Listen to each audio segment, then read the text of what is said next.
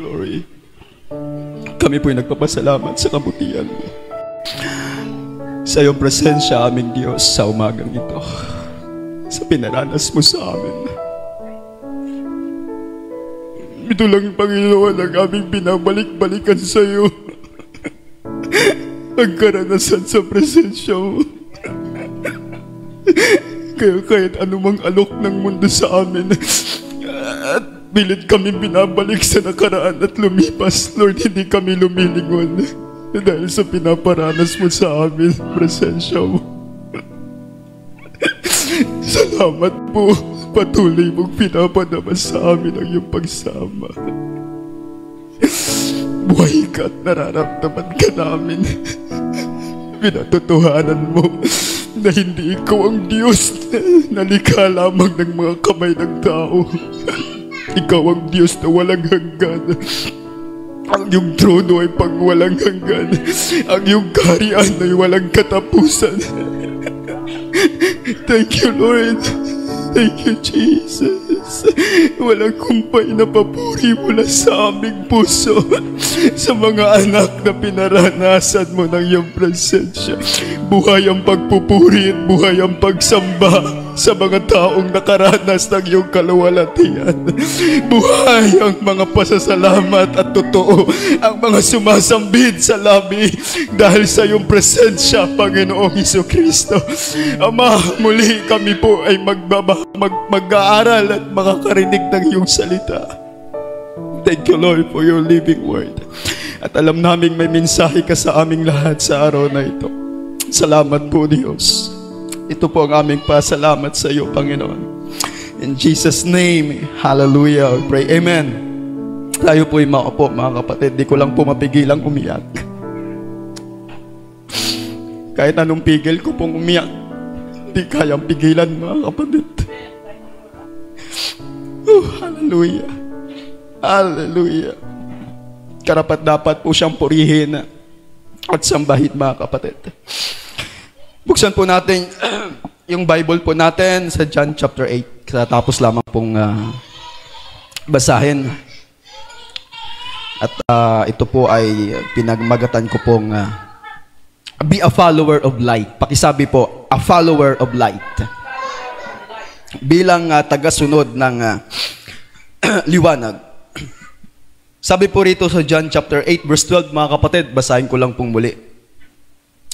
Then spake Jesus again unto them, saying, I am the light of the world. He that followeth me shall not walk in darkness, but shall have the light of life. Alam ko po na very well known na verse. Tama po. Amen. Very common or well known na verse. Pero alam natin, mga kapatid, na pagdating po sa salita ng Diyos, ang salita po ng Diyos hindi po naluluma. Amen. Lagi pong bago at lagi pong may kapahayagan. So ito po'y pinamagatan kong be a follower of light. Nag-pray pa ako kagabi, mga kapatid, at inano ko pa sa Panginoon kung ito na ba talaga, Lord, yung mensahe. Kasi po nung sa preaching po ni Bishop, sino pong nakaalala ng message nung Sunday? Ano po yung tema natin? Di ba? The Good Shepherd. The Good Shepherd. Then habang nag-preach po si Bishop, kasi po, siyempre alam ko na ako na po yung next na mag-preach po, magdi-deliver ng message.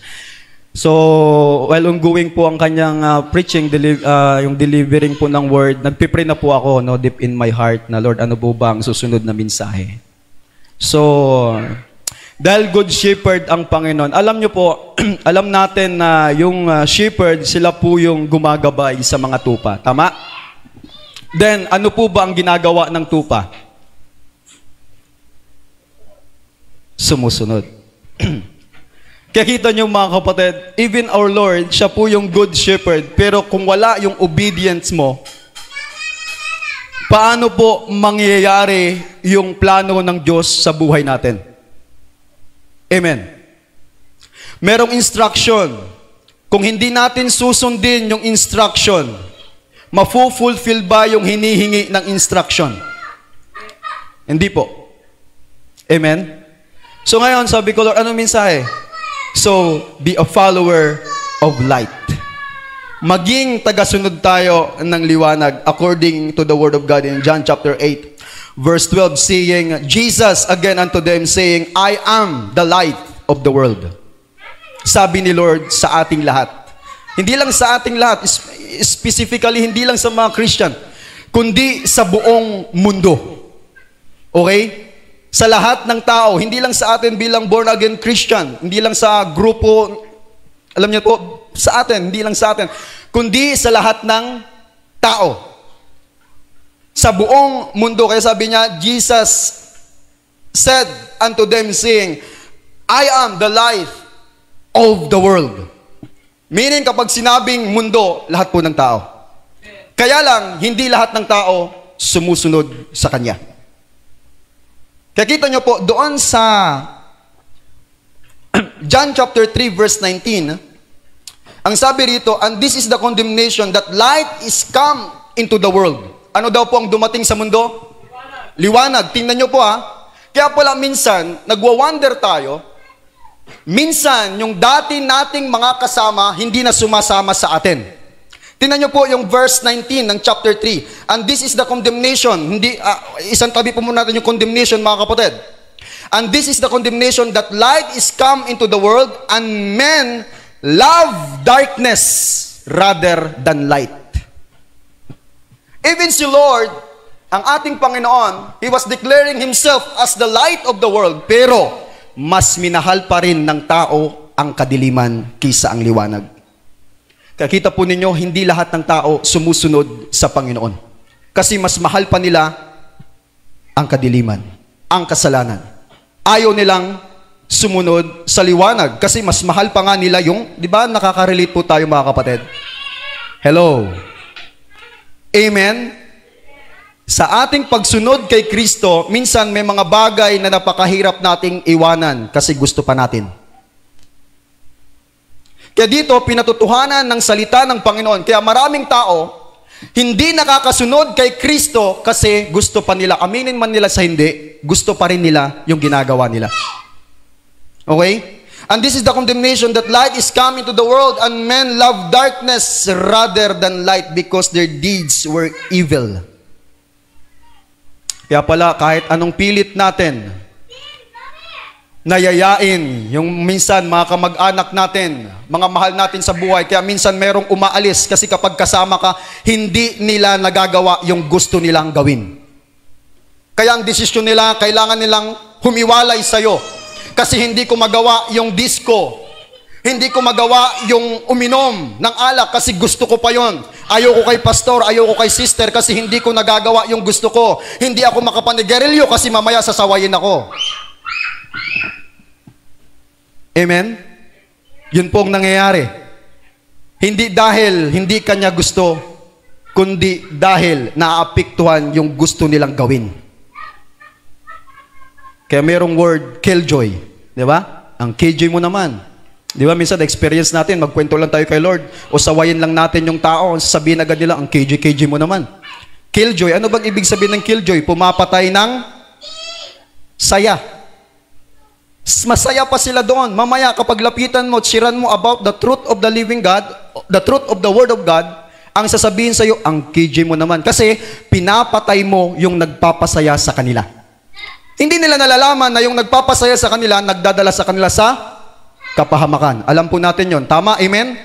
Kaya nga tayo nag-share, kaya natin sila sinisiran to warning them kasi merong judgment, merong punishment. Kaya lang po ngayon, yung warning, ginagawa nilang judgment.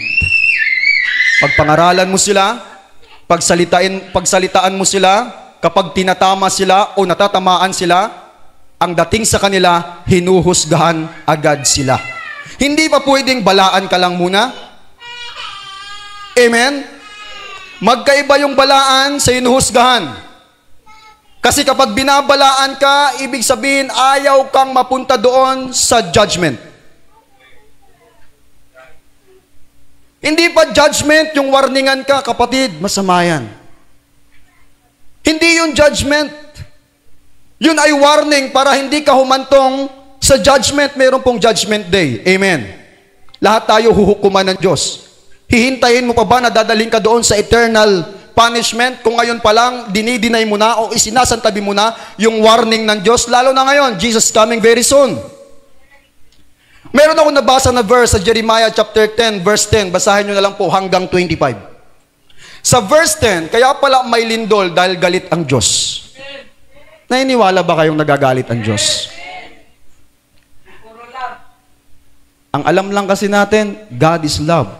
Lalo na pag February, yung nagagamit yan. Ina-apply doon sa lustful love ng mundo. Amen? Nauna na kasi darating na yung February, malayo pa naman, ilang months pa. Jeremiah chapter 10 verse 10, dahil sa galit ng Diyos, niyayanig niya ang sanlibutan. Kaya kahit anong pray natin, Lord, wag lumindol. Pero dahil ang tao ay nagpapatuloy sa pagkakasala, lilindol pa rin. Kahit anong pray natin, syempre naman, takot tayong malindulan. Kaya naman tayo nagpe-pray, kapatid, kahit anong pray natin, kahit anong rebuke natin sa lindol, nandyan yan. Kasi ang kasalanan nandito sa mundo at ginagawa ng tao. And the Bible says, ang kasamaan, tingnan nyo ha, ang kasamaan lalong lalaganap. Kung yun ang kondisyon ng buhay ng tao, di mas lalo yung disaster bishop lalala ng lalala. Yung bagyo palakas ng palakas, anong ugat niyan? Kasalanan. Sabi ko nga po sa inyo, doon sa KMJS, doon kay, sino ba yung host doon? Jessica Soho, dati yung kabit, kinakahiya. Ngayon, 4 silang magkasama sa loob ng bahay. Pinagmamalaki pa. Yung mga bagay na kinakahiya noon, pinagmamalaki na ngayon. Yung mga bagay na tinatago-tago noon, hinahayag na ngayon. Proud na sila. Amen? Anong ibig sabihin nun? Totoo yung Bible, mga kapatid. Ang masama, lalong lalaganap ang kasamaan. Amen? Hallelujah. Praise be the name of Jesus.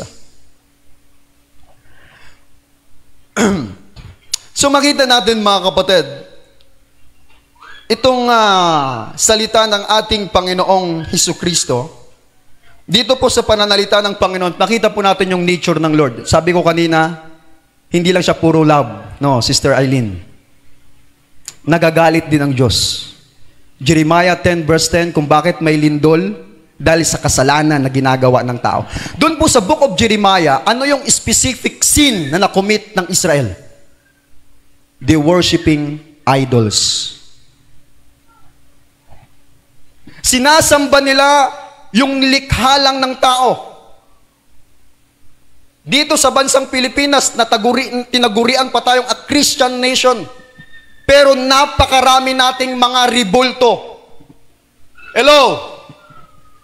Totoo hindi? Grade 1 pa lang, mga kapatid, pinag-aralan na yan.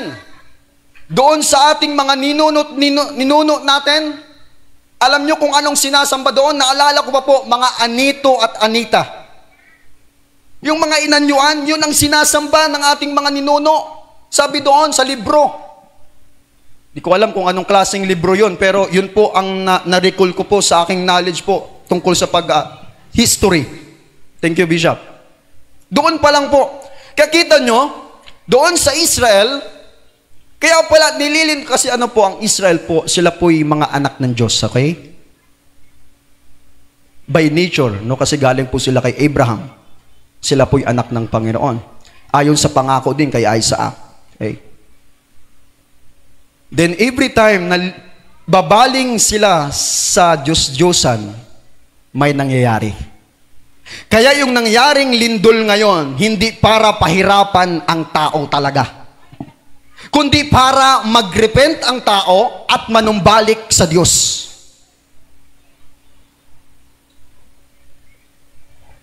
Kasi hindi pa ito judgment ng Panginoon, mga kapatid. Kumbaga, ito po'y awakening lang ng Diyos para maisip ng tao na merong totoong Diyos. Sa verse 11 ng John chapter 10, ang sabi doon, sabihin ninyo sa mga Diyos-Diyosan, kayo na hindi lumikha ng langit at ng lupa, makakasama kayong mawawasak ng sanlibutan. Nakita nyo pag lindol, pag inilagay mo yung isang imahe doon sa isang lamisa, pag nilindol, pag nabagsak, wasak. Kaya sabi ko nga po doon sa live mga kapatid, yung Diyos na kinikilala mo, dapat yan ang nagliligtas sa'yo. Ang nangyari, ikaw pa ang nagliligtas sa Kanya. Pag may lindol, binubuhat mo. Pag may sunog, binubuhat mo. Akala ko ba Diyos yan? Kasi ang Diyos, ang alam ko sa Diyos, tagapagligtas. Ang alam ko sa Diyos, Savior. Pero bakit ang kinikilala mong Diyos, Pilipinas, ikaw ang nagliligtas? Kaya ang lindol hindi nawawala kasi ganito ang ginagawa ng mga tao. So God's nature po ng ating Panginoon, inabot po ako ng 3:00 po ng madaling araw. Inaano ko talaga, purihin po ang Panginoon kasi po may mensahe na pong naibigay sa akin ng Panginoon, pero hindi ko pa po siya tinrabaho. Kumbaga meron ng tema pero hindi ko pa po tinrabaho. Tinrabaho ko na lang nung kagabi. Inapos ko po yun mga kapatid. Inano ko itong ating mensahe po natin. Kaya hindi talaga, Bishop, hindi biro talagang gumawa ng mensahe. Kailangang lutuin maigi. Baka pag na-deliver, hilaw. Mamaya magreklamo kayo, ano ba to? Hilaw. Diba? Amen? Palapakan po natin ang ating Panginoon. So yung nature ng Lord, 1 John chapter 1 verse 5. God's nature, this then is the message. Sabi ni John the Beloved, this then is the message which we have heard of Him and declare unto you that God is light and in Him is no darkness at all. Ang Diyos daw po ay liwanag at kailanman sa Kanya ay walang kadiliman. Hello, amen? Ang science nagsasabi po mga kapatid, na-preach ko na rin po yata ito mga kapatid, pero hayaan nyo lang sabihin ko ngayon. Ang sabi ng science, darkness is the absence of light. Tama? Walang dilim kung merong liwanag. Pero pag nawala yung liwanag, anong nag-exist? Dilim. Kaya ang Diyos, dahil siya'y liwanag, walang dilim sa Kanya. Naniniwala mo ba kayo? Walang kadiliman po sa Kanya. Sinong may gawa ng dilim? Ang demonyo. Amen? Amen po ba? Okay. Hallelujah. So, ang sabi dito mga kapatid, sabi ni Lord, I am the light of the world. He that followeth me shall not walk in darkness. Anong mangyayari sa isang taong sumusunod kay Kristo? Sabi dito according to the Word of God, shall not walk in darkness. Yung mga taong sumusunod kay Kristo, take note po, following. Ito po'y sinasadya. Ang pagsunod kay Kristo ay kailangang sadyain. Kailangan intentional ka. Kailangan nakakondensyon na sa heart mo, I will follow Jesus. Kasi po, meron po tayong kaaway na hinahadlangan tayo para hindi ka makasunod sa, kahit nga minsan sarili natin eh. Hello, amen? As a Christian, dalawa yung kaaway natin. Ang demonyo at ang sarili. Hindi sa lahat ng panahon, demonyo. Kadalasan ang may gawa, ang laman, ang katawan.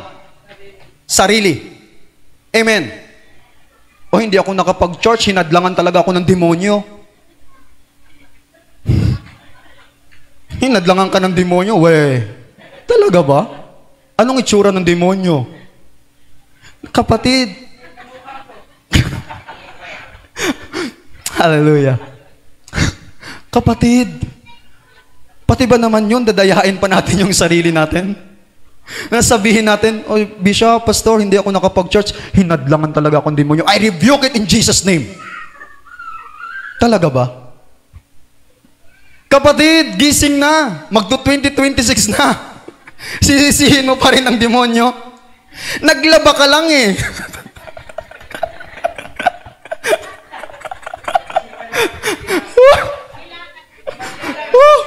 Namasyal ka lang eh. Sisihin mo pa ang demonyo? Hoy, ang may likha ng mundo, ang Diyos. Hindi ang demonyo. Ang may gawa ng magagandang tanawin, si Lord. Kaya lang, mas pinili mo yung creation kaysa sa Creator. Amen? Pumalakpak nga po yung sabing totoo yan.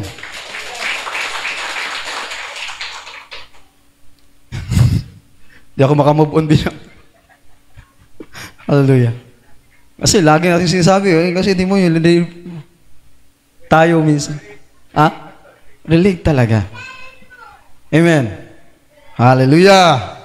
Tuloy pa natin. Okay. So, sabi ni Lord, he that followeth me, yan po ay intentional. Kailangan mong sadyain. Ang paglabang mo nga, sinasadya mo eh. Hello, amen?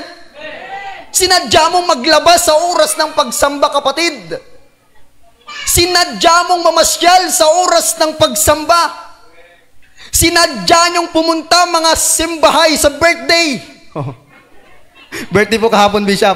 Pero salamat na lang sa Panginoon, mas pinili po nila doong, hallelujah, inuna nilang Panginoon. Sabi nila, Pastor, okay lang, unahin namin si Lord, tsaka na yung birthday. Woo! Palakpakan natin ang Panginoon, mga kapatid.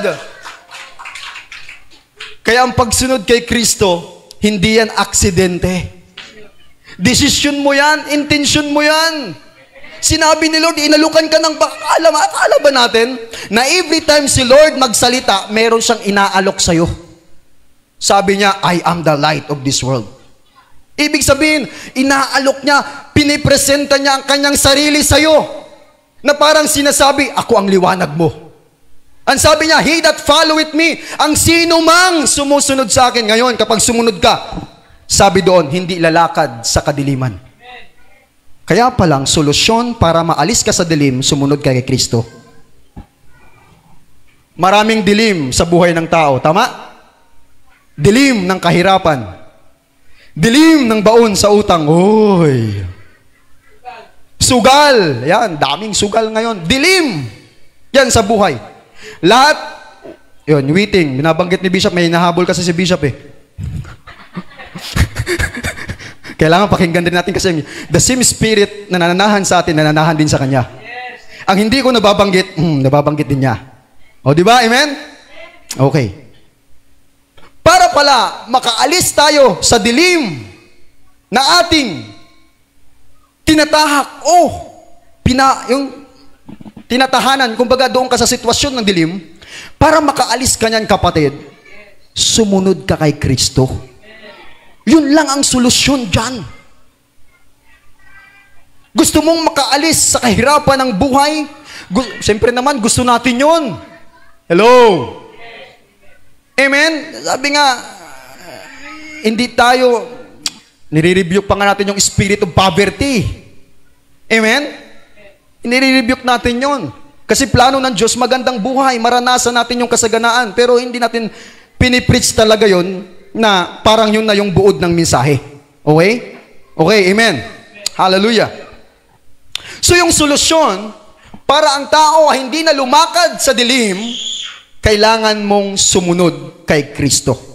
Kasi kung hindi tayo susunod kay Kristo, mananatili ka pa rin sa sitwasyon na hindi mo talaga gusto. Sinong may gusto ng bisyo?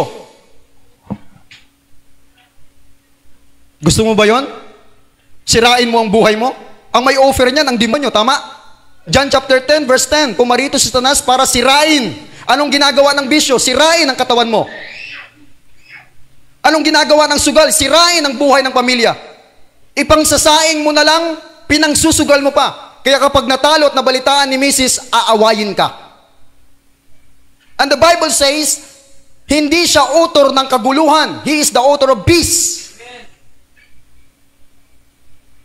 Kaya kung ang resulta ay gulo, hindi yan galing sa Diyos.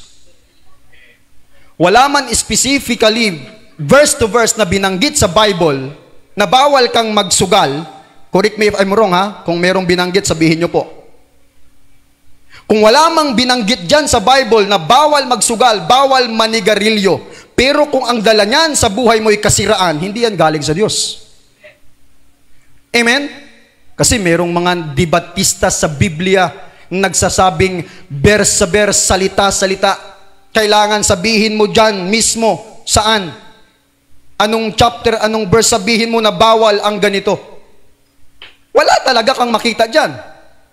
Pero kung ang resulta niyan sa buhay mo ay kaguluhan, kamatayan, hindi yan galing sa Diyos. Galing yan sa kaaway. Amen po ba? Okay. So, the Lord, sabi niya, he that follow with me shall not work. Tumitingin ako sa oras. Alas 11, G's. Introduction pa lang yun. Hallelujah. Okay. Hallelujah.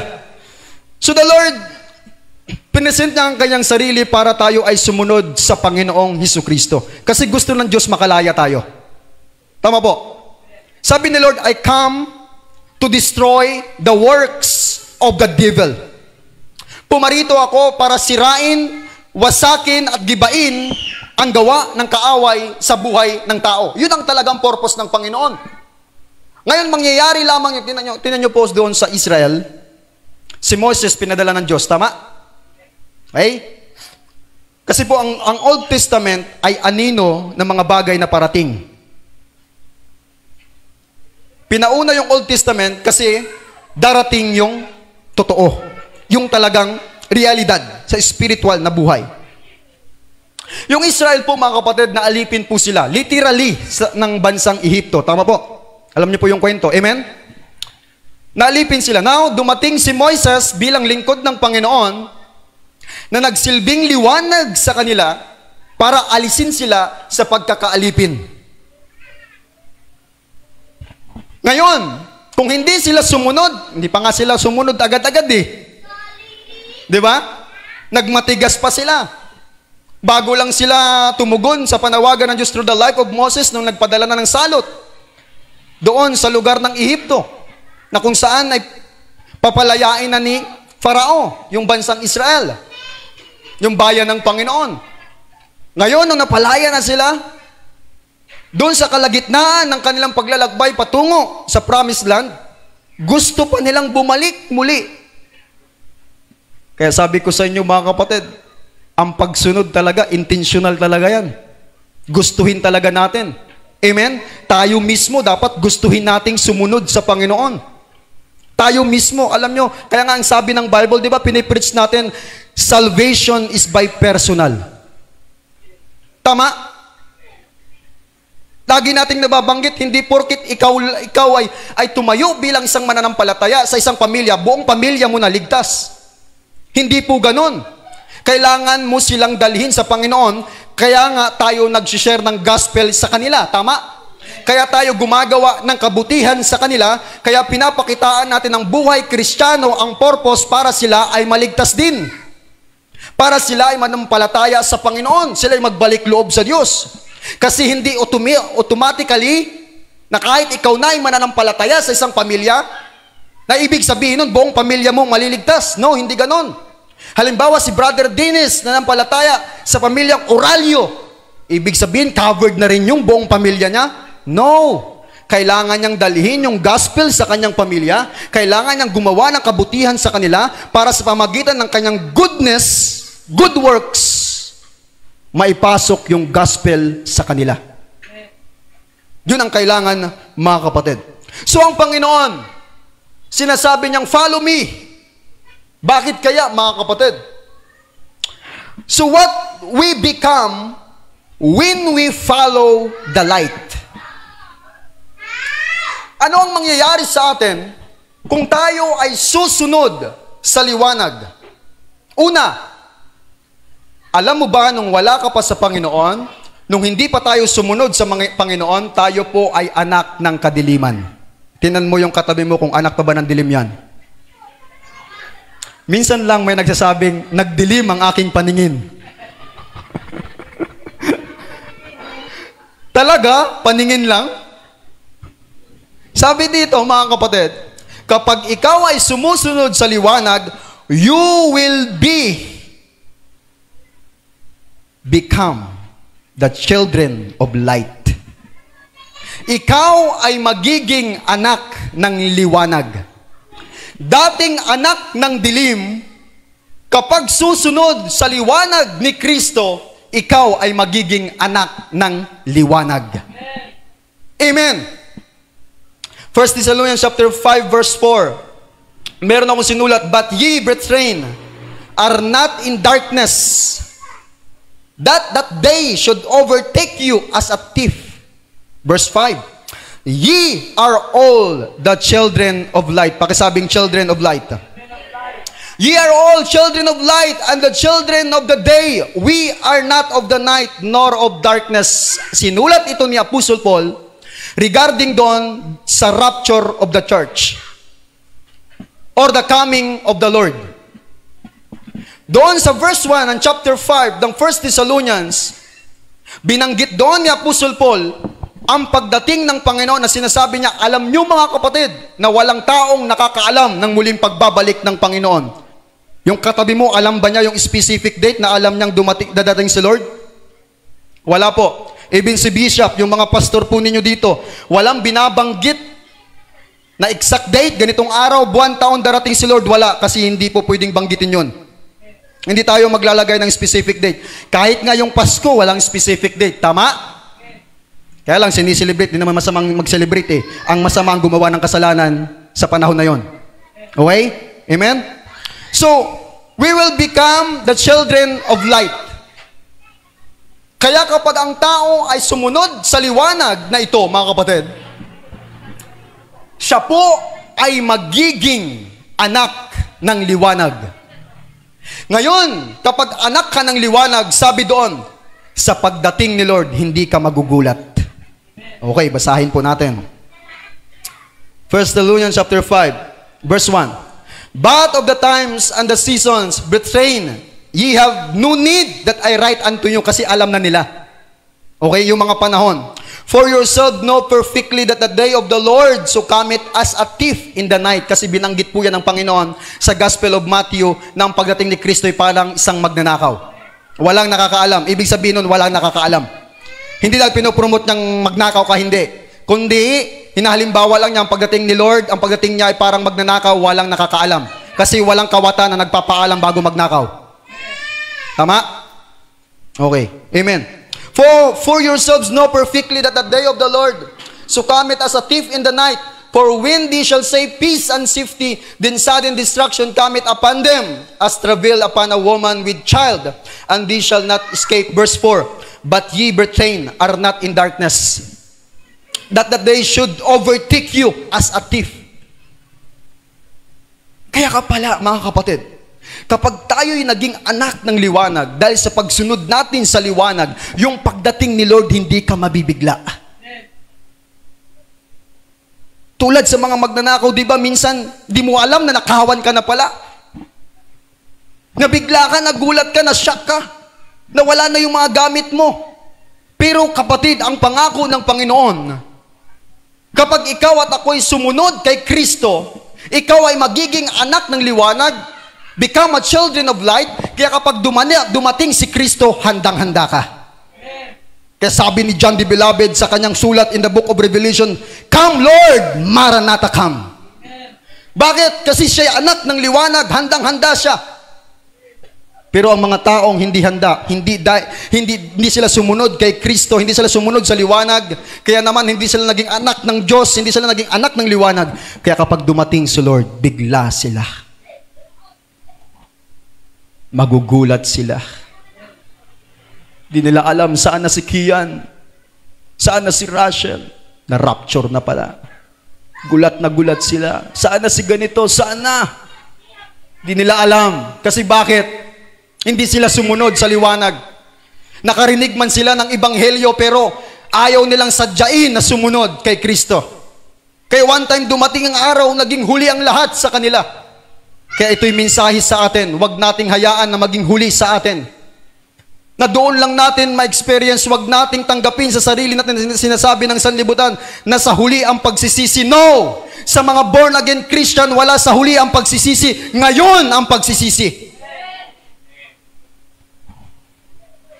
Number one, what we become when we follow When we follow the light, we will become the children of light. Ephesians chapter 5 verse 8, for ye were sometimes darkness. Ang sulat ni Apostle Paul doon sa mga Kristiyanong tungkol sa nakaraan nilang buhay. Basahin ko lang ng buo, mga kapatid. For ye were sometimes darkness, but now are ye light in the Lord. Walk as children of light. Dati, sabi niya, dati nasa dilim kayo eh. Pero ngayon nasa liwanag na kayo. Kaya lumakad kayo bilang mga anak ng liwanag. Amen? Hallelujah. Yun po yun, mga kapatid. You will become children of light. Now in Matthew chapter 5, verse 14, sinama ko yung 16.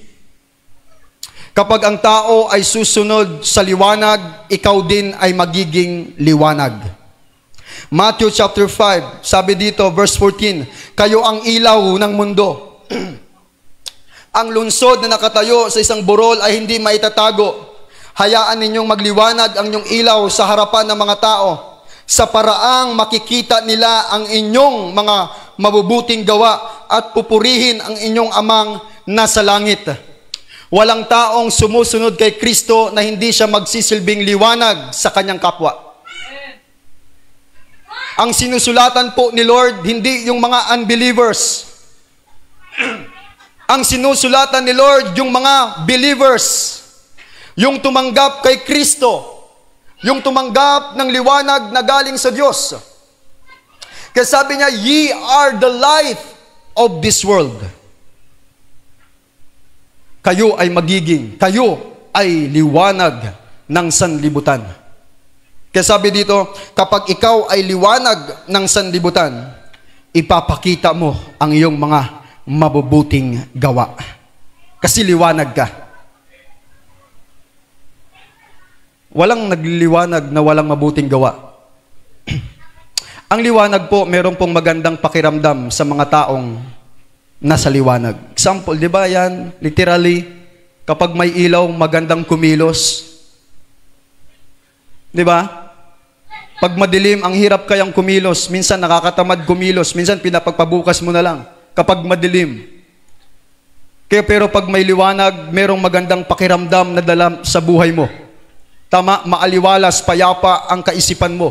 Kapag merong liwanag. Kaya pala, binubulay-bulay ko po kung ano yung resulta kapag ikaw ay gumawa ng kabutihan sa iyong kapwa, ang mararamdaman nila kasiyahan.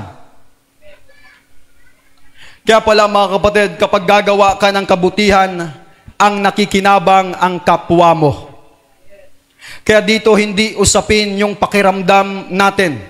Gumagawa ka ng mabuti, hindi dahil sila'y mabuti, kundi mabuti ang Diyos. Ulitin ko po. Gumagawa tayo ng mabuti sa ating kapwa, hindi dahil mabuti ang iyong kapwa, kundi mabuti ang Diyos. Alam niyo kung bakit ganon? Dahil kapag ang tingin mo sa tao ay masama o nakagawa ng masama sa iyo, napakahirap mong gumawa ng mabuti sa kanila. Merong boundary. Merong division. Halimbawa, Sister Nicole, nakagawa sa akin ng masama, hindi ko yan gagawa ng kabutihan kasi nakagawa sa akin yan. Ibig sabihin, ang kabutihan mo nakadepende sa ginawa ng tao sa iyo. Ang sabi ng Panginoon, dapat mag-exceed yung righteousness ninyo. Merong sinabi doon si Lord. Di ba? Kung ang gagawan nyo lang ng mabuti, ang gumagawa sa iyo ng mabuti, anong gantimpalang tatanggapin ninyo? Even ang maging ang mga makasalanan, ganun ang ginagawa. Kaya dito, being the light, hindi yan nakadepende sa kapwa mo. Yan si sister, narinig ko yan pinag-usapan ng pangalan ko. Mamaya ka lang, hindi kita bibigyan ng ulam. Tandaan mo ang araw na to. Ganun kasing damdamin natin. Kaya pala, ang sabi ng Bible, mag-ingat ka sa puso mo. Kasi yan ang pinakamandarayang bahagi ng buhay mo. Kaya nga ang pagsunod kay Kristo hindi nakadepende. Yan yung word na follow your heart. Minsan misleading yan eh. May deception dyan. Follow your heart. Ha? Anong ano yan? Yan ba ay general talaga? Follow your heart? Kasi meron din nagsasabing, binigyan ka na ng bagong puso. Anong klaseng puso yon? Kailangan masiyasat din natin yon. Kasi yung word doctrine yan, follow your heart, tema na yan eh. Follow your heart. Ngayon kung i-apply mo yan, nakadepende ka sa pag-ugali mo, hindi, galit ako dyan, ayaw kong gawa ng kabutihan yan. Sumusunod ka sa damdamin mo. Pero ang sabi ng Bible, follow the Holy Spirit. Kaya ang pagsunod kay Kristo hindi nakadepende sa nararamdaman, kundi nakadepende yan sa pagsunod mo sa sinasabi ng Panginoon. Whether you like it or not. English pa yon. Whether you like it or not. Kailangan mong gawin yon. Kasi sumunod ka eh. Kaya nga ang pagsunod kay Kristo, mostly hindi siya comfort zone. Hindi ka komportable. Minsan irritable ka. Mamahalin mo yung hindi ka ibig-ibig. Si Tita Amor noon, Tita Amor yata yung may sabi noon, iibigin mo yung hindi ka ibig-ibig. Aba, ang hirap nun. Amen? Kaya minsan ang pagsunod kay Kristo bilang liwanag sa mundo, hindi siya minsan naapektuhan yung comfort zone natin, yung comfort zone ng flesh. Okay? Ang sinasabi ko po yung flesh. Kumbaga yung, yun? Yung ng flesh, pero nagigets niyo po yung gusto kong mga kapatid. Amen? Minsan, hallelujah. Okay. Praise the Lord. So we will become the light of the world, the children of light, then the children of light then become the light of the world. Then tinukoy ng Lord paano magliwanag through good works. Kailangan natin gumawa ng mabuti sa ating kapwa. Yun ang buhay natin. Kasi hindi ka pwedeng magsilbing liwanag kung wala kang gagawing kabutihan. Tama?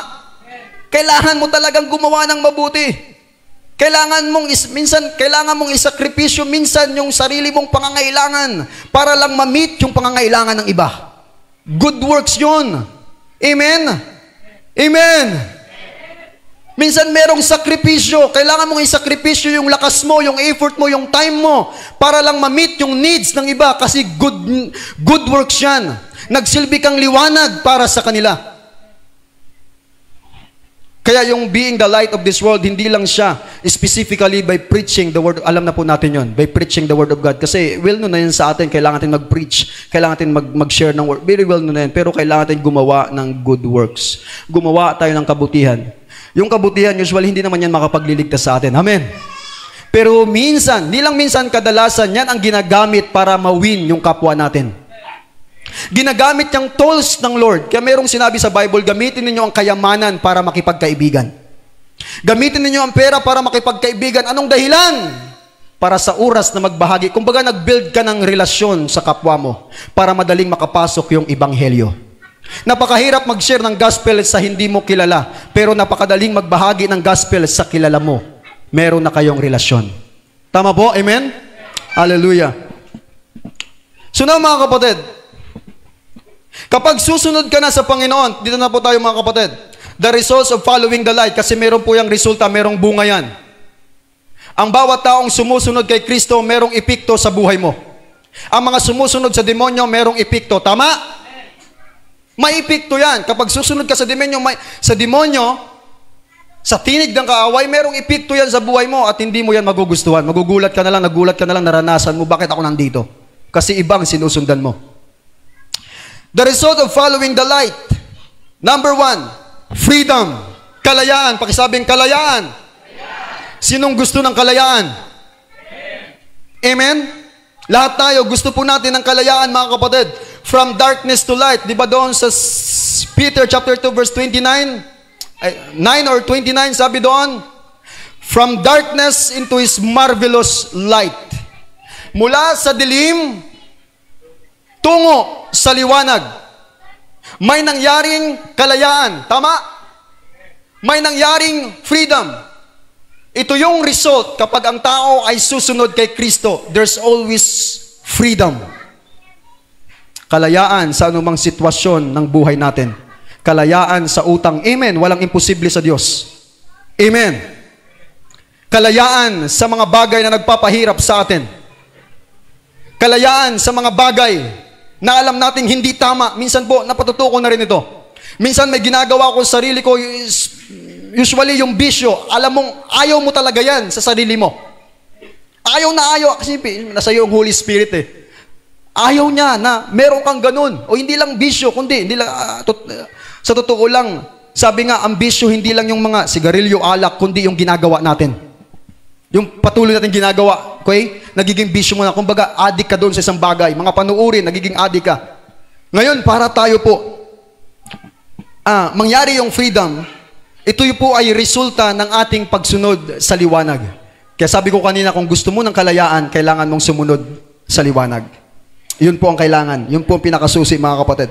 Then pangalawa, Ephesians chapter 1 verse 18, the eyes of your understanding being enlightened. Pakisabing enlightened. Naliwanagan. So merong enlightenment. The eyes of your understanding being enlightened, that ye may know what is the hope of His calling, and what the riches of the glory of His inheritance in the saints. Ngayon, kapag tayo ay sumunod kay Kristo, na-enlighten yung isipan natin, naliwanagan yung isipan natin. Di ba minsan sa pagbabasa mo ng Bible, minsan nakita mo yung sarili mo, ay ganito pala ako. Hindi ba yung mga bagay na naiilawan, nahahayag? Tama po? Yung mga bagay na naiilawan, nahahayag. Kasi nasa liwanag eh. Kitang-kita mo yon. Kaya minsan sa pagbabasa na sa Bible, kasi po, the Word of God, yan po ay liwanag ng ating kaluluwa. Ang salita ng Diyos ay liwanag ng ating kaluluwa. Kaya every time we read, even sa preaching, sa pagbabahagi ng salita ng Panginoon, kapag tayo nakakarinig, kapag nakita mo sa sarili mo may ganun ka pa, ganun yung estado ng buhay mo, ibig sabihin, naliwanagan ka ng Diyos. Amen. Naliwanagan yung isipan mo. Naliwanagan yung estado ng buhay mo, yung spiritual life mo. Naliwanagan yung kondisyon ng iyong kaluluwa. Yung estado ng iyong espiritu. Naliwanagan. Kaya merong enlightenment. Ito yung resulta ng mga taong sumusunod sa liwanag na galing sa ating Diyos. Na-enlighten ka din. Ang sabi dito, the eyes of your understanding being enlightened, that ye may know what is the hope of His calling. Naliwanagan ka na mayroon palang pag-asa sa pagkatawag sa Diyos. Naliwanagan tayo na mayroon palang mga bagay na inihanda ang Panginoon sa atin. Dati hindi mo naman alam yun eh. Mayroon palang everlasting life, tama? Dati hindi natin alam na mayroon palang mga mansion sa langit. Ang ginagawa lang natin, nagsusumikap tayo, naghahanap buhay tayo, nagtatrabaho tayo, doon tayo umiikot yung mundo natin para lang makapagpundar ng tahanan. Hindi man lang sumagi sa isipan natin na meron palang mansyon na inihanda ang Diyos. Pero nung tayo'y sumusunod sa liwanag, doon lang natin na-realize yung word na realization. Na-realize mo, na-enlighten yung isipan mo, meron palang inihanda ang Diyos sa buhay ko. Yun ang resulta dahil sumusunod ka sa liwanag. Kumbaga po mga kapatid, ang pagsunod mo sa Panginoon, laging may kabuluhan. Laging may saysay. Yung effort natin, yung sakripisyo natin na makinig, dumalo ng gawain, yan po ay may saysay. Isang araw makikinabang tayong lahat. Amen. Hallelujah. Then pangatlo, mga kapatid, ang taong sumusunod sa liwanag, alam natin na tayo dati yung buhay natin, yung mga taong hindi sumusunod sa liwanag, mali yung daan ng kanilang buhay. Tama? Mali yung paraan ng kanilang pamumuhay, papunta sa kapahamakan. Mali yung lifestyle nila, mga kapatid. Kaya dito, number 3, the result of following the light, nasa tamang daan ka. You are in the right way or right track. Tama yung dinadaanan mo. Tama yung landas na tinatahak mo. Kaya wag ka nang umalis, wag ka nang bumalik sa mundo, wag ka nang lumayo sa Panginoon. Kaya nga dumating din po sa atin, mga kapatid, itong nangyayari sa atin, kung naglilingkod ka na sa Diyos, magpatuloy ka na sa paglilingkod sa Diyos. Kung pinagamit mo ng sarili mo sa Panginoon, ipagamit mo na yan ng tuluyan hanggang sa dumating si Lord. Hindi na ito yung panahon na kung saan naisipan mo pang lumayo sa Diyos. Nakadalo ka na ng isang bisis sa gawain, ituloy-tuloy mo na yan. Nakarinig ka na ng salita ng Diyos, ituloy-tuloy mo na yan. Nakasama mo na yung mga kapatid mo, kapwa mo mananampalataya sa pagpupuri, na-experience mo yung glory ni Lord, ituloy-tuloy mo na yan. Kasi nasa tamang daan ka. Kapag lalayo ka, kapag umalis ka at lumayo ka sa presensya ng ating Panginoon, maliligaw ka. You are in the right way or right track, leading us to righteousness. John chapter 12 verse 35. For he that walketh in darkness knoweth not whither he goeth. Kaya yung salitang bahala na, wala yan sa vocabulary ng Kristiyano. Bahala na, dugtungan pa, bahala na si Batman. Bahala na, wala po yan sa vocabulary ng Kristiyano. Sabi rito ng Panginoon, for he that walketh in darkness knoweth not whither he goeth. Kaya yung taong tanungin mo, di ba may mga Kristiyano nagtatanong, ganito kasing opening nila eh, pag magsishare sila ng gospel, pag mamatay ka ngayon, saan ka pupunta? Di ba may mga ganon? Na-encounter na ba kayo ng ganon? One verse, di ba? May mga ganon? Okay. Minsan, may mga sumasagot, hindi ko alam. Minsan naman, may mga payabang na sumagot sa langit. Minsan naman, may mga taong sumasagot, hindi ko alam. Kaya yung mga hindi sigurado, wala sila sa tamang daan. Kasi sabi dito, tinan nyo John 12 verse 35, doon din po sa verse po natin, sa topic, same chapter po. For he that walketh in darkness, yung mga taong lumalakad sa dilim, knoweth not whither he goeth. Hindi nila alam kung saan sila pupunta. Kumbaga, hindi nila alam kung after nilang mamatay, hindi nila alam kung saan sila pupunta. Kaya nga dito, kung gusto mong matiyak yung pupuntahan mo, sumunod ka sa liwanag. Sumunod ka kay Kristo. Kasi sa Diyos may katiyakan. Amen. Sa Diyos walang bara-bara. Sa Diyos wala nang bahalagang. Bahala na si Batman, wala. Sa Lord, laging sure. Laging tiyak. Kapag susunod ka kay Kristo, tiyak ang mga pangako ng Panginoon mangyayari sa buhay mo. Walang pag-alinlangan. Kung bibigyan ka ng Diyos ng buhay na walang gan, tiyak yun. Sure yun, mga kapatid.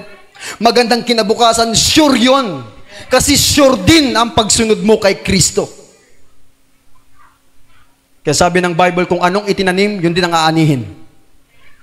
Kung sure ang pagsunod mo kay Kristo, sure din mong mararanasan yung mga bagay na inihanda ng Diyos sa buhay mo. Pero kung magtanim ka ng hindi tiyak, parang wither-wither, sabi ni Kuya Kim, wither-wither yung pagsunod mo. Tapos yung pagsunod mo, parang ilaw na ito, gagamitin lang tuwing gabi, pag umaga hindi. Paano na yung araw? Buti ngayon, kahit liwanag, ginagamit yan. Ganyan yung life natin. Hindi siya seasonal. Hindi siya wither-wither. Hindi siya tuwing gabi lang, hindi lang tuwing umaga, kundi sa lahat ng panahon. Sa lahat ng oras. Amen? Yan po ang buhay natin, mga kapatid. Then, sumunod po, kapag tayo susunod sa liwanag, sabi ko kanina, kapag ang isang bagay na liwanagan, nahahayag. So dito merong God's revelation. Ang bawat taong sumusunod sa liwanag, merong kapahayagan na galing sa Diyos. Kaya yung mga taong ayaw sumunod sa liwanag, wala silang kapahayagan tungkol sa Diyos. Pero ikaw, kapatid, tayong lahat, dahil sumusunod tayo sa liwanag, meron kang kapahayagan na galing sa Diyos. Kaya naman, di mo ba napapansin bakit ka nakakapag-share? Kasi meron kang revelation na galing sa Panginoon. Kasi sumusunod ka sa liwanag. Amen?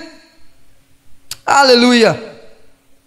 Kaya kita nyo yung mga taong relihiyoso, alam lang nilang may Diyos, pero wala silang totoong kapahayagan na galing sa Diyos. Hindi nila kilala ang Panginoon. Wala silang revelation kung sino ang Diyos, anong deity ng Panginoong Isus, anong deity ng God the Father, anong deity o deity ng Holy Spirit. Hindi nila alam yon kasi wala silang revelation. Paano sila magkakaroon ng kapahayagan kung hindi naman sila sumusunod sa liwanag? Bawat bagay na naliliwanagan, merong kapahayagan na hahayag. Amen? Then, sinong naniniwala na yung final destination mo ay sementeryo? Taas yung kamay. Si Bishop sumagot. Okay. By flesh, Bishop. By flesh, okay. Pero in the spirit, sinong naniniwala na yung final destination mo ay sementeryo? Hindi sementeryo ang final destination mo. Okay? Verse 26 ng chapter 12. Ito yung result ng following of the Lord. Yung final destination ng ating espiritu at kaluluwa, hindi sementeryo. If any man serve me, sabi ni Jesus, let him follow me. Ito na. And where I am, there shall also my servant be. Ang sabi ni Lord, ang sino mang sumusunod sa akin, kung nasaan ako, ay doroon din.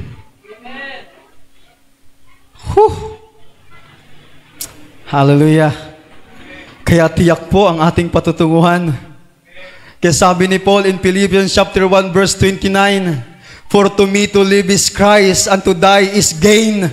Bakit? Sure siya, mamatay man siya physically, dalhin man yung physical kong katawan sa sementeryo, but my spirit makakasama ang Diyos ng pangwalang hanggan. Sabi ng Bible, we are seated in the heavenly places with Christ Jesus. Kung nasaan si Kristo, nandoon din tayo mga kapatid. Hindi tayo maliligaw. Meron tayong final destination. Yun po ang huling hantungan natin. Di ba sa Tagalog ng final destination? Huling hantungan. Kaya kapag may nagsabi sa'yo, yung huling hantungan mo, sementeryo, maybe yes, yung physical, pero my soul and spirit sa Panginoong Hesukristo.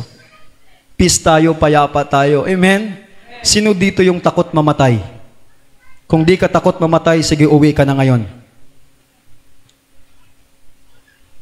Sabi ng Bible, hindi tayo binigyan ng espiritu sa ikakatakot.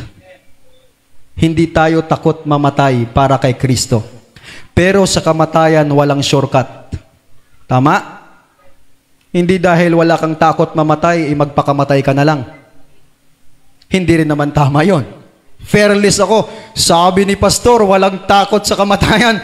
Magpasagasa ako. Hindi ako takot mamatay. No, wrong din naman yung pagkaintindi mo. Mali din po yun. Ang sinasabi ng Bible na hindi tayo takot mamatay, alang-alang kay Kristo. Ginagawa mo ang lahat para kay Kristo. Alam niyo po, meron pong trending ngayon sa body of Christ. Persecution sa mga Christian sa labas ng bansa. Especially Africa. Libo-libo ang pinapatay ng mga Kristiyano.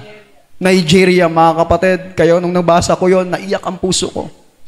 Lord, hindi naman kasi natin pwedeng ipag-pray na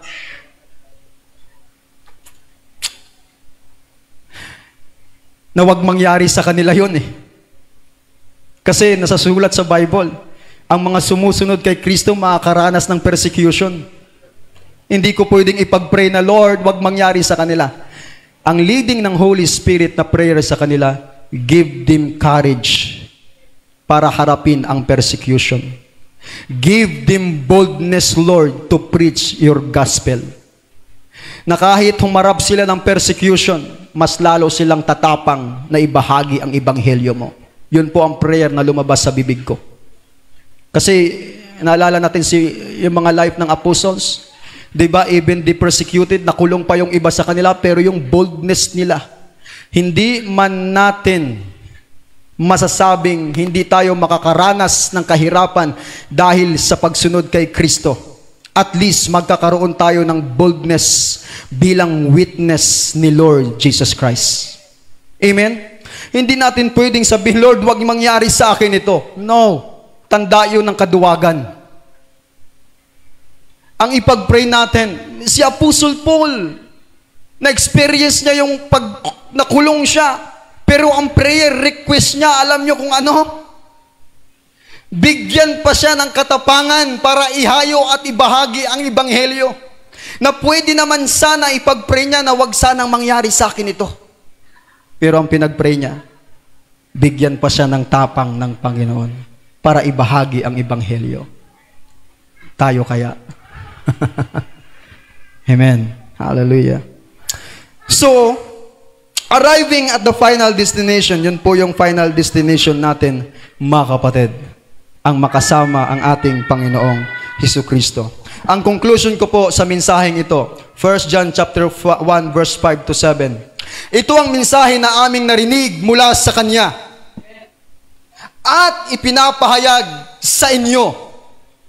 Ang Diyos ay liwanag at sa Kanya'y walang kadiliman ang lahat.